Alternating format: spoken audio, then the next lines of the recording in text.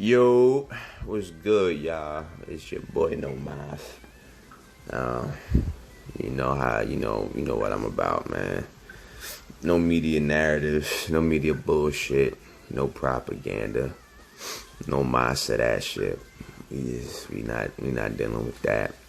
Well, in today's episode, I gotta drag my boy Kemba. I gotta put his feet to the fire, man.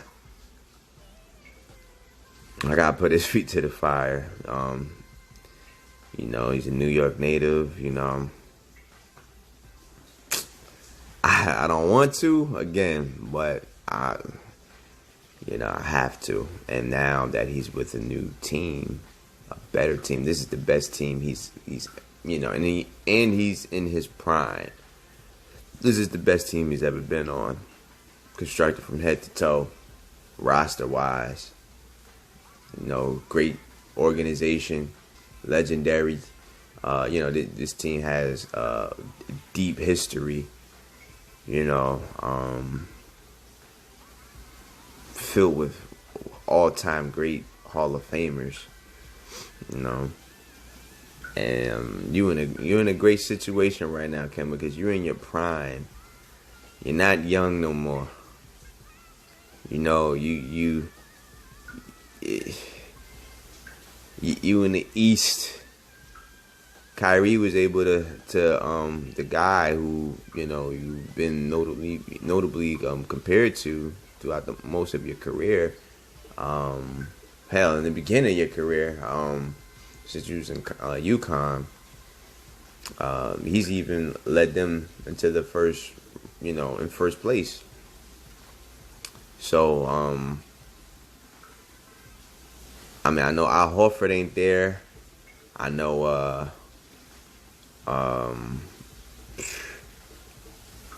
they made a few changes, nothing too drastic. You got two hungry two-way wings, Jaylen Brown and Tatum. You still got a good point guard, a solid point guard, but a great defender and a hustle player, and Marcus Smart. And again, I think you got one of the top premier coaches in the game, and Brad Stevens. So again, this is your year, baby.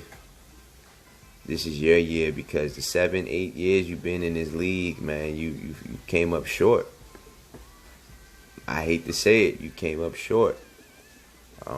You have two guys that was drafted ahead of you, and Kyrie and Tristan. Between the two of them, they both got hardware. Tristan, was supposed to be. They was he was raw, and they was hoping that he can be, something, develop a nice mid-range jump shot. He never panned out. He is who he is. Kyrie, he's never really had that. He never stood healthy. He was never healthy for a full season before LeBron came.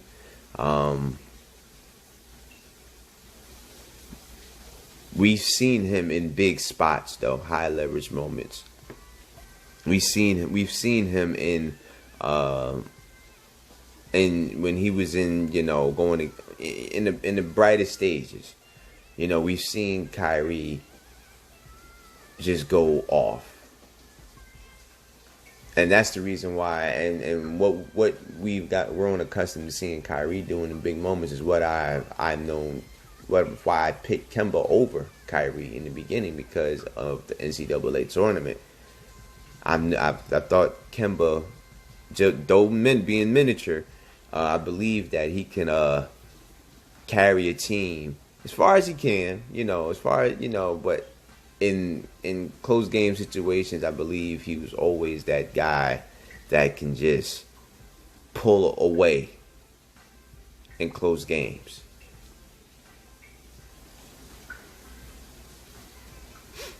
Because he's just that good. Step back, crossover, when he yanks you, is just he's just one of the most explosive, dynamic point guards that we have in today's game, man. But with all that being said, he underachieved. Yeah, I know Kyrie had LeBron. I know they ride the coattail. Him, Tristan Thompson, they ride the coattail of LeBron. But let's be real. I don't look at LeBron like that. I look at him as, all right, you can use him to get to where you want to be, or where you've never been before, but you still wasn't going to be able to count on LeBron to close out the situation. It's different. It would have been a big difference if LeBron was a superstar who can close out games the way a Michael could, or the way Larry Bird could. You know what I mean? The way a Magic Johnson could. It'll be a totally different argument. But LeBron was, he's not built that way. So that's why I give Kyrie the praise in that regards, because without him, they would, and of course, like Stephen A. Smith, without that stimulus package, they was not going to win that series. But back to what I was saying,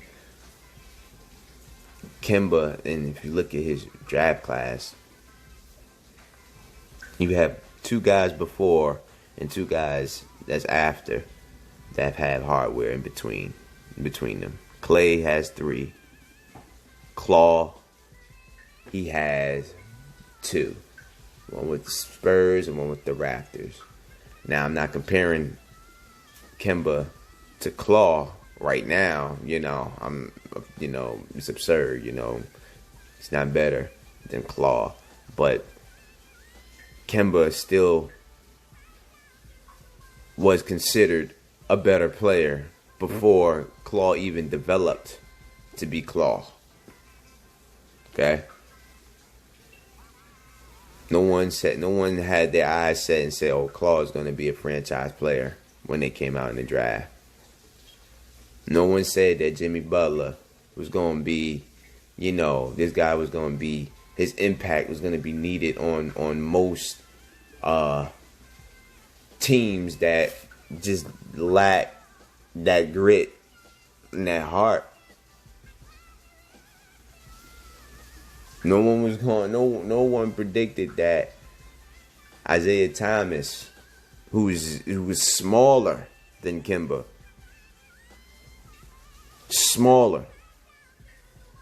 would have a better season than Kemba. His one season that was better, he was an MVP candidate. Kemba, I believe, was never an MVP candidate. Maybe this year was the closest. You guys could correct me. You guys could comment and let me know that. But I don't recall him being in the conversations of MVP any time in the league, any point in the league this past season. Isaiah Thomas time in Boston, he had a better roster, but they was younger too. We ain't gonna get it twisted. They were young. Outside of Horford, and I believe was Gerald Green still on the team at the time? I gotta double check that, but I believe it was Horford that was there. That was an aged vet. And Isaiah Thomas had an amazing season. Went on a deep playoff run, even though he was hurt. And, that pretty much cost him the bag,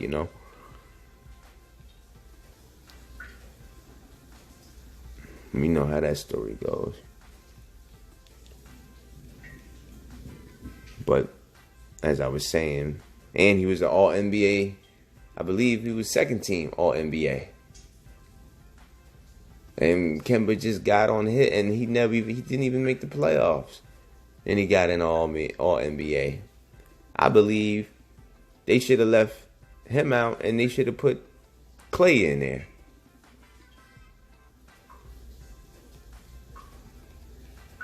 Even though Clay didn't have a better impactful season, this year than Kemba.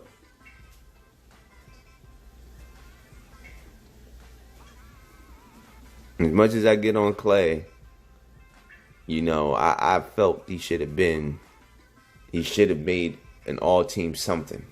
Defense or NBA.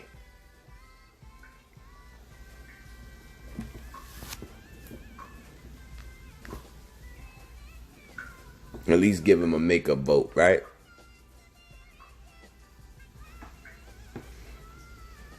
So, I don't know. And again, this is his first major accolade that he's gotten outside of being a 2-time or 3-time All-Star. And this is my dude. This is my guy.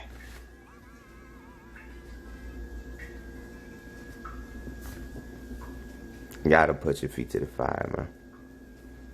Isaiah Thomas. Up to this point, if you take away those 2 seasons that he, after he got injured and before when he came off the bench, mind you, he wasn't a starter like you, Kemba. He wasn't a starter like you, bro. If you take away those seasons where he had single-digit points and he barely played, his average is his points per game average probably be higher than yours. I believe he shot a better career percentage, than you did. Am I saying he's better? No. I'm not saying he's better. But Kemba right now is, amongst his peers, is looking like Melo out here. Looking just like Melo, man. Can't get out the first round. Yes, he didn't have a legit co-star, but he had a solid team. Especially those 2 years, won 48 games, I believe, and the other one won more like 43. But that was the one I don't really count that one against him. That was his 4th year, and they went against the LeBron James and the Heatles, right? Second time I'll go around, post LeBron, I felt that they should have won. Again, I know he didn't have a co-star, but I mean, Wade wasn't Wade, and Jeremy Lin, by advanced measures, advanced stats, he's damn near outplayed you. I believe he had more his plus minus he averaged a better, more, he had more production than Kemba in that series. I'm not talking about scoring more. I'm just saying this is better advanced stats than Kemba. Jerry Millen, I'm talking about the one that had an emotional retirement, that dude.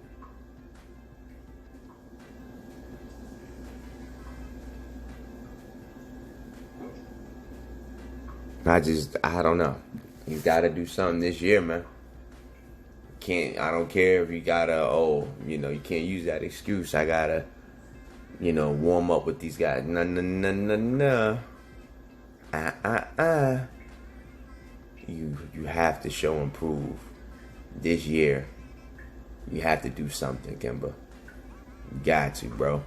If Isaiah Thomas can lead these guys out the front, you, my man, you have to. You've been in this game, long enough.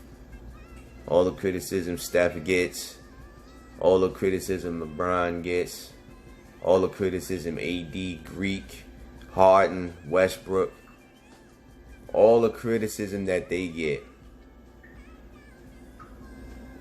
You got to be there too, man.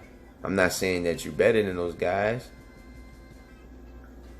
But based off of your capabilities and your offensive, your skill set and what you can do with the ball inside, like what you're doing right there, okay? Outside, Your step back, how you create off it's like, yo, you virtually unguardable, man. Nobody can stop you. You on top of that key, nobody can stop you. And if you can't find someone that can get up under you, you do that little screen and then you yank them, you get them off balance, and nobody can stop you, man.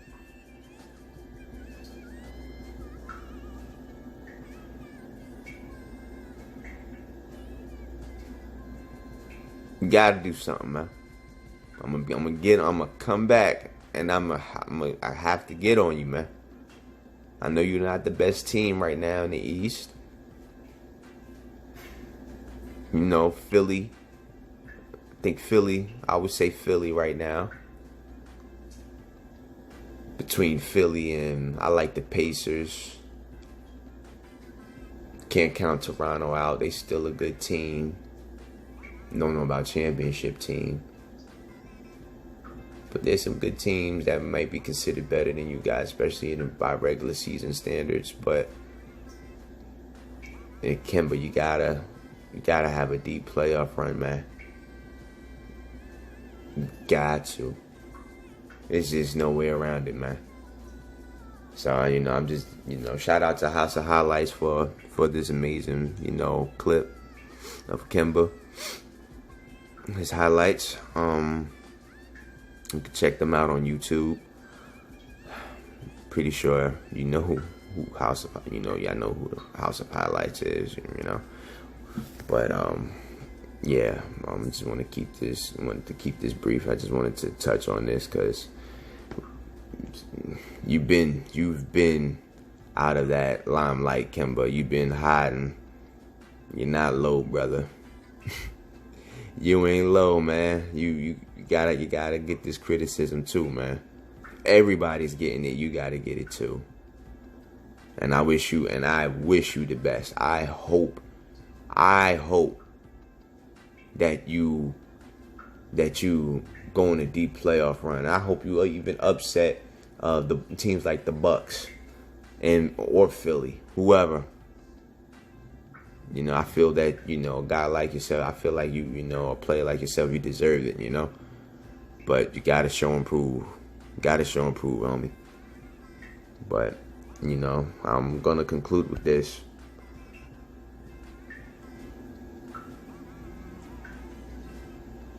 I still believe